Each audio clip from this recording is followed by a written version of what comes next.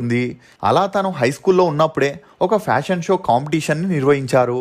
ఆ ప్రోగ్రాంలో సోనియా విన్ అవ్వడంతో అందరూ సోనియా అందాన్ని, హైట్, పర్సనాలిటీని పొగడడం మొదలెట్టారు. దీంతో సోనియా తల్లి తన కూతుర్ని అందాల పోటీల్లో పార్టిసిపేట్ చేయించాలనుకుంది. అలా సోనియా తన 10th చదివేటప్పుడే మిస్ చండీగఢ్ అనే అందాల పోటీల్లో 1996లో పార్టిసిపేట్ చేసింది. ఇక ఆ పోటీలో ఫస్ట్ రన్నర్గా నిలిచింది. కానీ తన తల్లికి కూతుర్ని ఎలాగైనా టైటిల్ విన్నర్ని చేయాలని 10th తర్వాత చదువులకి ఫుల్ స్టాప్ పెట్టించి అందాల పోటీలకు కావాల్సిన తయారీలో పడ్డారు.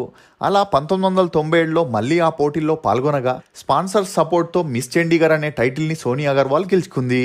ఇక తన కూతుర్ని హీరోయిన్ చేయాలంటే మోడలింగ్లో మంచి గుర్తింపు ఉండాలని 1998లో మిస్ పంజాబ్ అనే పోటీలో కూడా పార్టిసిపేట్ చేసేలా చేసింది. ఇక ఆ పోటీలోనూ సోనియా అగర్వాల్ టైటిల్ని విన్ అవ్వడం విశేషం. అలా మిస్ పంజాబ్ అనే టైటిల్ని విన్ అవ్వడంతో సినిమాలో ఈజీగా ఎంట్రీ ఉంటుందని సోనియా తల్లి ఆలోచించి ఫ్యామిలీని తీసుకొని చండీగఢ్